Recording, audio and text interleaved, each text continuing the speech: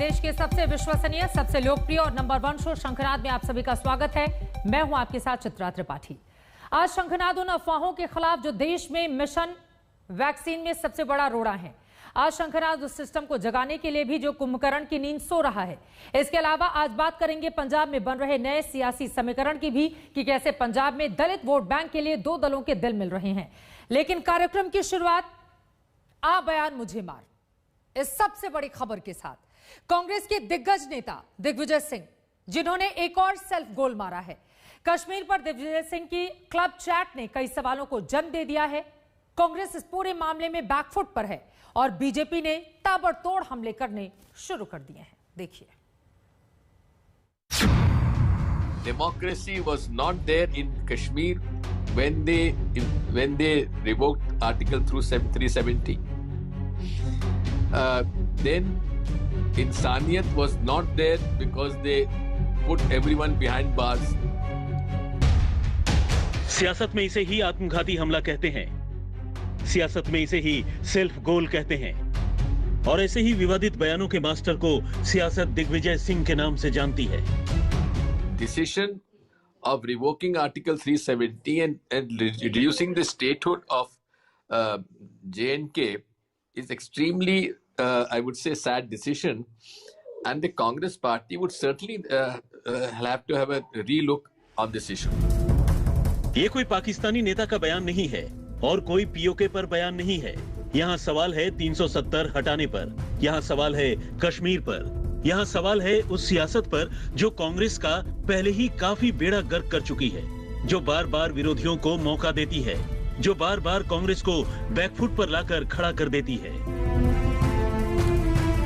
All this is part of the toolkit of Congress party. Bharat को किस प्रकार से अपदस्थ करना है, हिंदुस्तान के खिलाफ किस प्रकार से बोलना है, मोदी जी के खिलाफ किस प्रकार जहर उगलना है, भले उसके लिए पाकिस्तान, चीन इत्यादि से समर्थन क्यों ना लेना पड़े, यह सारा कुछ कांग्रेस के उस टूल किट का हिस्सा है जिस टूल किट के विषय में भारतीय जनता पार्टी ने खुलासा भी किया था।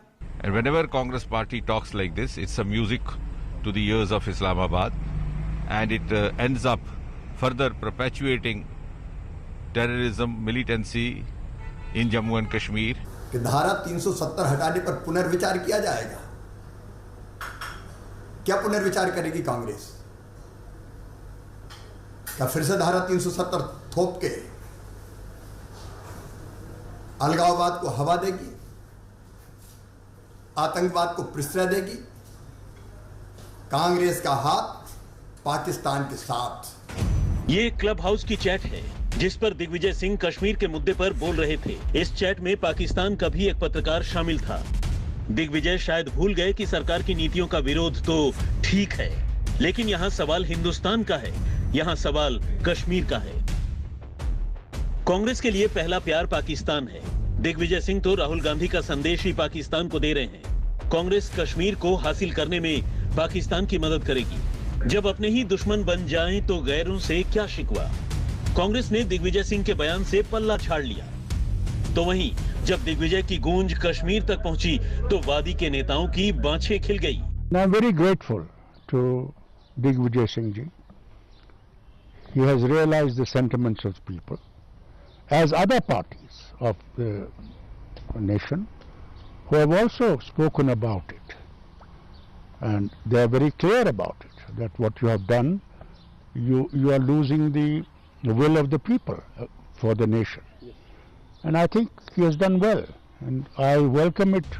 अब क्या था, चैट पर दिग्विजय सिंह फंस गए तो उन्होंने सारा ठीकरा भाषा पर फोड़ दिया और इंग्लिश स्पीकिंग कोर्स वाले टिप्स देने शुरू कर दिए। दिग्विजय सिंह ने कहा कि कुछ लोगों को शैल और कंसीडर का अंतर नहीं पता है। उन्होंने कहा कि उनका विरोध 370 लागू करने के तरीके पर है और कांग्रेस ने इसी आधार पर संसद में भी विरोध किया था। मोदी के दूसरे कार्यकाल में 370 हटने के बाद कश्मीर को दोबारा जन्नत बनाने की तैयारियां चल रही हैं। डल में काफी पानी बह चुका है, लेकिन घाटी की सियासत अभी वहीं ठहरी है। आज तक ब्यूरो। दिग्विजय सिंह के बयान पर महाभारत देश के भीतर लगातार जारी है। आगे बढ़ते हुए आपको अब लेकर चलते हैं पंजाब, जहां पर विधानसभा चुनाव से पहले सियासी समीकरण बदलने लगे हैं। कृषि कानून के मुद्दे पर बीजेपी का साथ छोड़ने वाला अकाली दल अब बीएसपी के साथ मिलकर चुनाव लड़ेगा। दोनों दलों के इस गठजोड़ का सारा गणित पंजाब के दलित वोटरों पर टिका है, जिसे साधने के लिए हर पार्टी अभी से ही दांव चल रही है। लेकिन सबसे बड़ा सवाल यह है कि अकाली दल और बीएसपी का यह साथ पंजाब में कैप्टन अमरिंदर के मजबूत हाथ को कितनी बड़ी चुनौती दे पाएगा।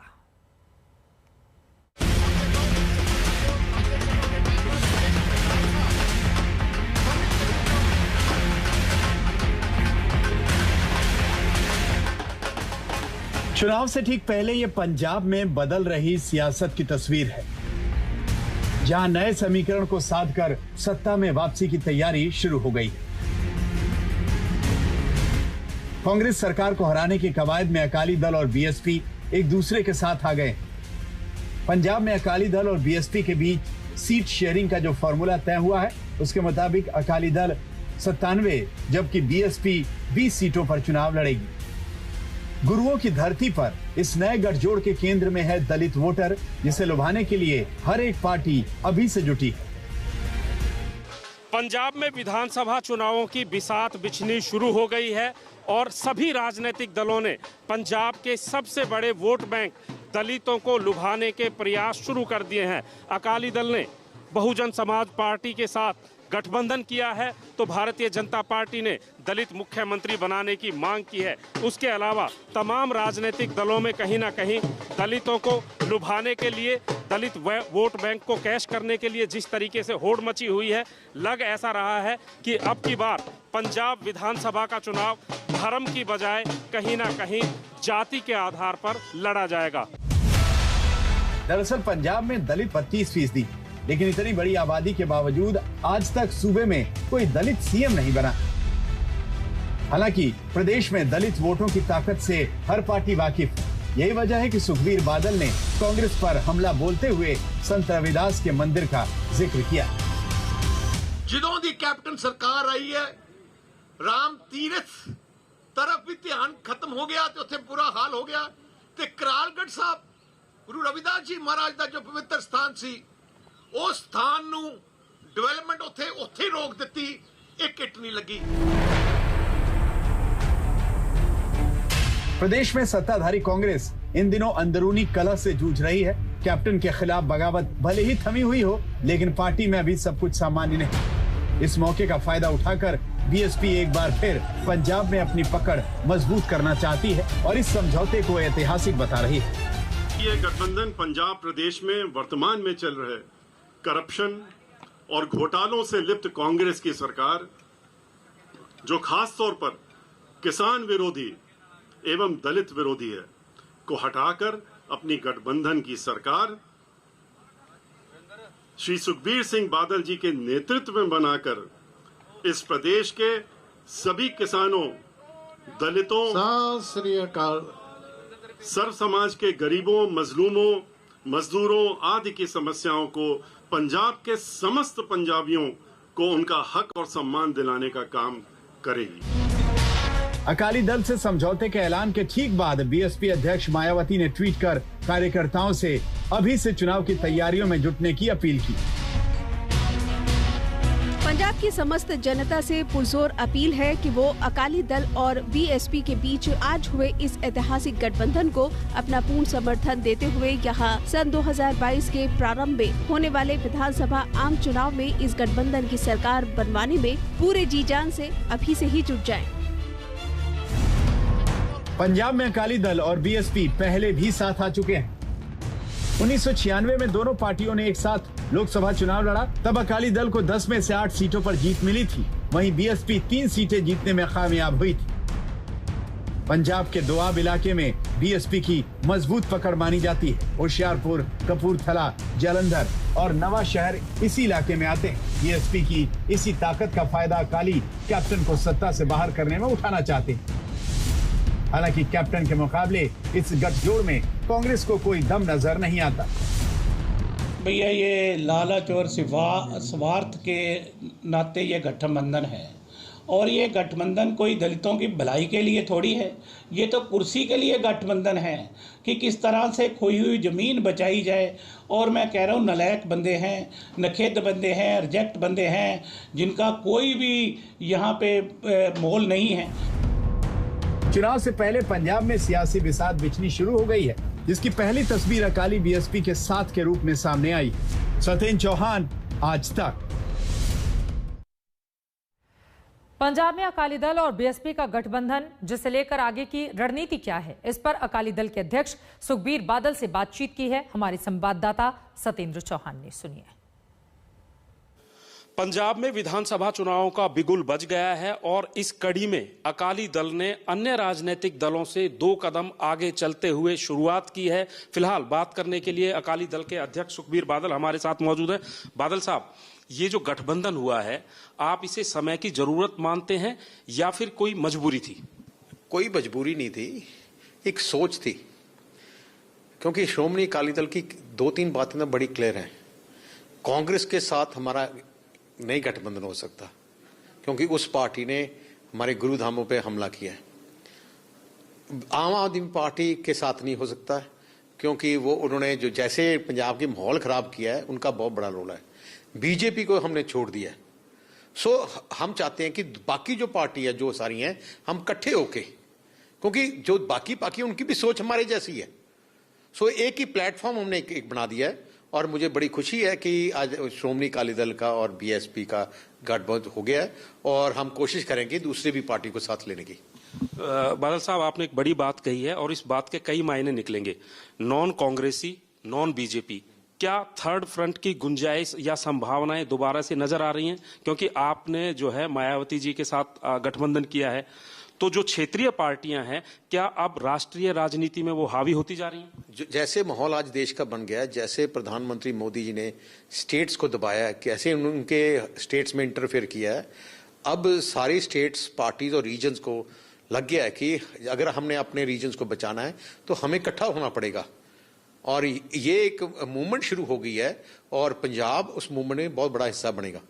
लेकिन बादल साहब, यहाँ पर एक सवाल ये भी खड़ा होता है, आपका गठबंधन बहुजन समाज पार्टी के साथ हुआ है। मायावती जी अगर यूपी में कांग्रेस के साथ जाती हैं किसी उसमें, मायावती जी की जैसे मैंने बात हुई है, उनकी भी यही क्लैरिटी है। तो क्या आने वाले समय में एक नए दौर की शुरुआत हो सकती है कि क्षेत्रीय पार्टियां एक राष्ट्रीय लेवल पर कोई गठबंधन करें या फ्रंट? जरूर बन सकता है, क्योंकि जैसा माहौल बना है, अब सब स्टेट्स की को मालूम चल गया कि हमें अगर स्टेट्स को बचाना है तो हमें और स्टेट्स की आवाज उठानी है। और स्टेट्स की, हर स्टेट की अपनी मजबूरी होती है, अपनी डिमांड्स होती है, अपनी इश्यूज। नेशनल पार्टीज नहीं समझ सकती हर स्टेट की इश्यूज।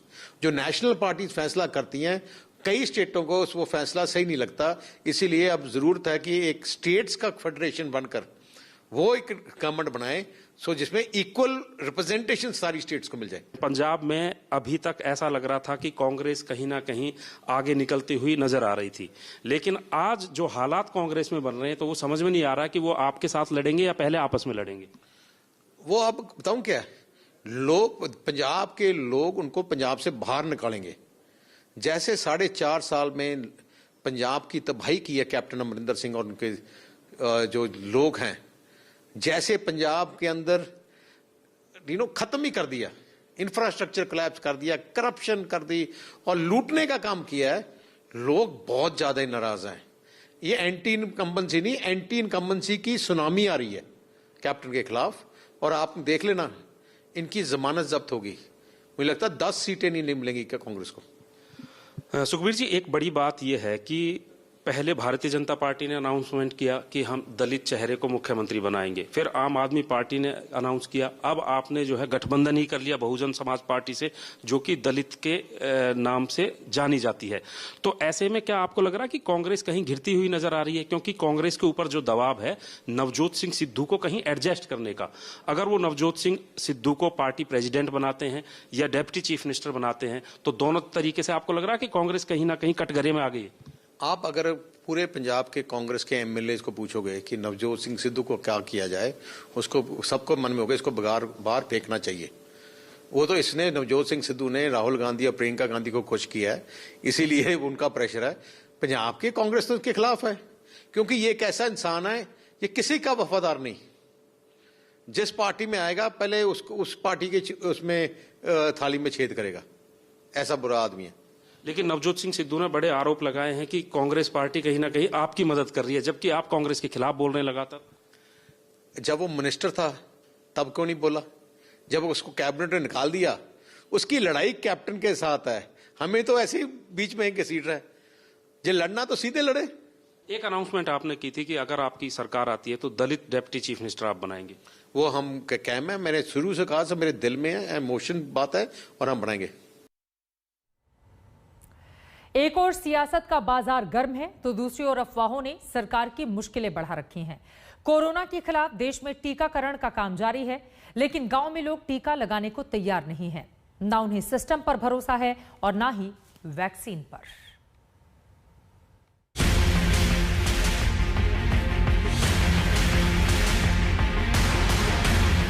वैक्सीन लगाओगे तो सिर फोड़ देंगे,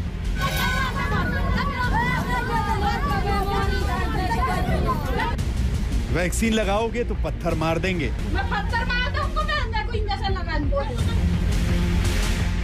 वैक्सीन लगाने वाले लोग मर जाते हैं। इंजेक्शन दिलवा दिया और वो खत्म हो गई। चलिए पहले नंबर भाई है कोरोना वाला हमारा। ये जंग अफवाह और टीकाकरण के बीच है।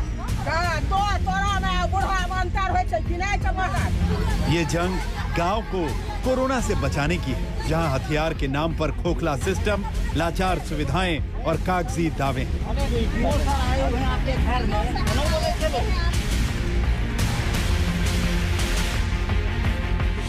स्वास्थ्य केंद्र के नाम पर गोबर है, कचरा है, भूसा है। नहीं है तो वैक्सीन, डॉक्टर्स, नर्स या फिर इलाज के सामान। बागपत के गांव में इस खंडहर पर जिम्मेदारी है कोरोना को हराने की। इस खंडहर पर जिम्मेदारी है लोगों को ठीक करने की। सिस्टम इसे स्वास्थ्य केंद्र कहकर पुकारता है। क्या स्थिति है आप देखिए, किस गोबर के बीच में मैं खड़ा हूं, कहां भूसा है, चारों तरफ घास उगी हुई है, गंदगी से बजबजा रही है, आसपास खुले नाले हैं, बकरियां चर रही हैं। और आप उम्मीद भी नहीं कर सकते कि इतने बड़े गांव में, यहाँ की आबादी करीब 16 से 17 हजार होगी, और इतने बड़े गांव में एक भी प्राथमिक स्वास्थ्य केंद्र नहीं है। यहाँ सिस्टम भूसा हो चुका है। जिन लोगों की जिंदगी ऐसे स्वास्थ्य सेवा के बीच बीती है, वो कैसे भरोसा करें सरकारी वादों पर? वो कैसे भरोसा करें उस सिस्टम पर जो अस्पताल के नाम पर खंडहर की तरह खड़ा है? यही वजह है कि ये कोरोना की बीमारी से ज्यादा सिस्टम के उस इलाज से डरते हैं जिसे अब वैक्सीन का नाम दिया जा रहा है। ये 2000 से बाद में बना जी। अच्छा। और कुछ दिन चालू भी रहा, फिर जिला अस्पताल में जाने लगे। जो यहाँ मतलब बैठते थे कर्मचारी, वो गेट में बैठते हैं। कुछ आदमी मतलब यहाँ भी बैठे, फिर यहाँ ऐसी सुविधा, पानी भर गया, बाउंड्री हो रही थी, गेट लगा था, सब चीज इसमें सब सुविधा थी। ये अस्पताल बंदी बढ़ा जी जब से बना, खंडर हो रहा। आप देख लो इसके जो हिसाब है, इसमें कोई नहीं बैठा आके। तो कोरोना की जो वैक्सीन लग रही है साहब, कैसे लग रही है? बस लगवा रहे, कुछ कम ही लगवाई है लोगों ने। दहशत है लोगों में, भाई इससे बुखार हो जाता है लगवाने के बाद, और बस कुछ नू भी कह दे, मर भी गए 2-4 आदमी। कौन इनको समझाए कि वैक्सीन कोरोना के खिलाफ सबसे बड़ा हथियार है? कौन इनको समझाए कि वैक्सीन की 2 डोज उनकी जिंदगी बचा सकती है? क्योंकि समझाने वाले तो वही स्वास्थ्य अधिकारी हैं जो कई सालों से इनके भरोसे को तोड़ते आए हैं। वैक्सीनेशन हम लोग स्टेट में नंबर 2 हैं, मंडल में भी नंबर 2 हैं। गौतम बुद्ध नगर हमसे 1 नंबर आगे है। हमारी पूरी कोशिश है कि किसी तरीके से हम नंबर 1 पे हम अपने को अचीव कर लें, और जितना हो सकता है हम कर रहे हैं। कुछ गाँव में ज़्यादा मिली है, जैसे इसमें निवाड़ा है हमारे यहाँ। इसके अलावा कुछ पिलाना क्षेत्र के कुछ गाँव हैं, जिसमें शहर का बागपत का भी क्षेत्र में कुछ जगह मिली है। कुछ जगह हमारे यहाँ वैक्सीनेशन तब भी बागपत और बड़ौत में हम 100% से ज़्यादा अचीव कर रहे हैं। ये किसी एक गांव की कहानी नहीं है, ये किसी एक राज्य की कहानी नहीं है। बिहार के बेगूसराय में वैक्सीन लगाने पर, सिर फोड़ने पर महिलाएं आमादा हैं। अफवाहों का बाजार इतना गर्म है कि चीख चीख कर कह रहे हैं कि मर जाएंगे लेकिन वैक्सीन नहीं लगवाएंगे।